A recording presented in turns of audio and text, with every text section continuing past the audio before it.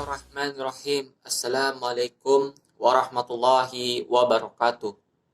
Alhamdulillahi rabbil alamin. Wassalatu wassalamu ala asrafil anbiya'i wal mursalin. Wa ala alihi wa sahbihi ajma'in. Amma ba'du.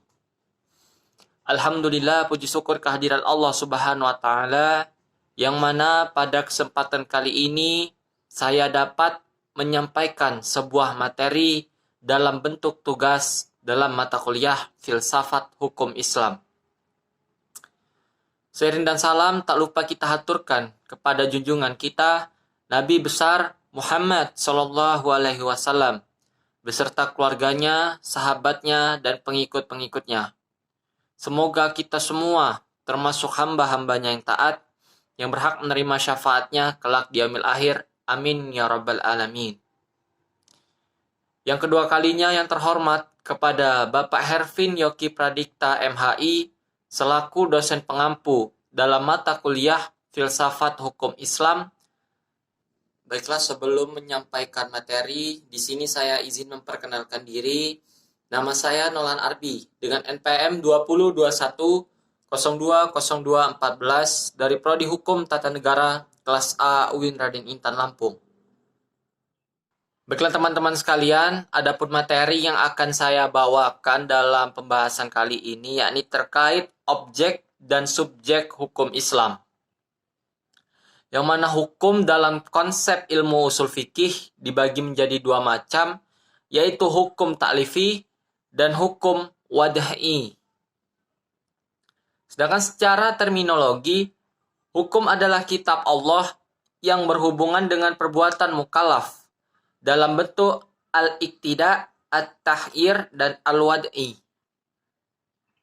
Yang dimaksud dengan kitab adalah firman Allah yang berupa perintah-perintah atau larangan-larangannya.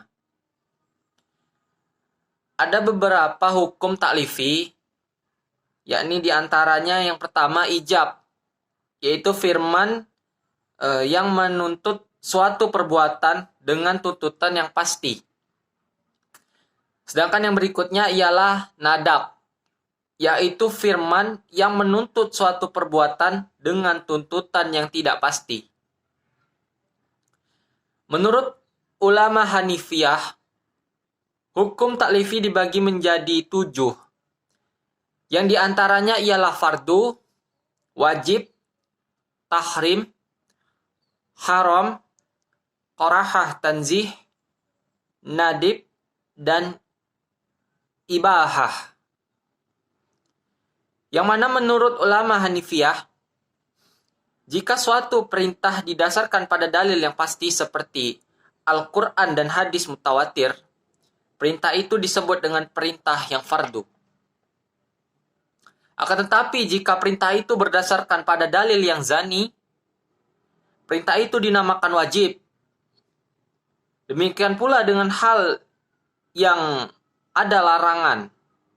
Jika larangan itu diolah berdasarkan pada dalil yang qat'i, disebut dengan haram. Sebaliknya, jika larangan itu didasarkan pada dalil yang zoni, maka tergolong pada hukum makruh. 5 atau 7 jenis hukum tersebut dinamakan dengan ta'lifiyah, yang artinya tuntutan atau memberi beban. Adapun ta'lifi disebut pula sebagai jenis perbuatan hukum, yang mana hukum wad'i ialah firman Allah yang menjadikan sesuatu sebagai sebab adanya yang lain, atau sebagai syarat yang lain, atau sebagai penghalang yang adanya untuk yang lain. Hukum wad'i dibagi menjadi 3, yakni yang pertama ialah sebab, yang kedua syarat, yang ketiga mani'. Sedangkan untuk tafsir, yakni pembagian salah satu metode penggalian dalam hukum Islam, dijelaskan di dalam Al-Quran dan Sunnah, yang mana Al-Quran dan Sunnah diyakini sebagai sumber hukum Islam. Kemudian nas-nas yang terkandung di dalamnya ditujukan untuk mukallaf. Al-Quran sebagai sumber hukum Islam, ada kalanya ayat-ayat tersebut saling menafsirkan karena adanya munasabah al-ayah.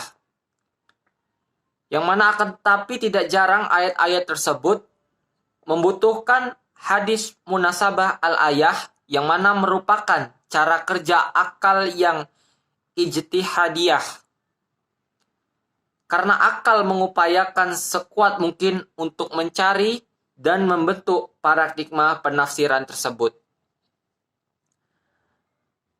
Lalu adapun ijtihad, yang mana di sini sebagai metode penggalian hukum Islam, yang mana ijtihad sendiri berasal dari kata jahda, yang artinya al-mayaqah, yang berarti sulit, berat, susah, atau sukar. Menurut Rahmat Syafi'i, secara etimologis kata ijtihad sendiri artinya kesulitan dan kesusahan. Juga diartikan dengan kesanggupan dan kemampuan. Kata juhda yang selanjutnya menjadi ijtihad diartikan sebagai pekerjaan yang dilakukan dengan sungguh-sungguh dan mengerahkan semua tenaga. Ijtihad ialah usaha maksimal untuk mendapatkan sesuatu.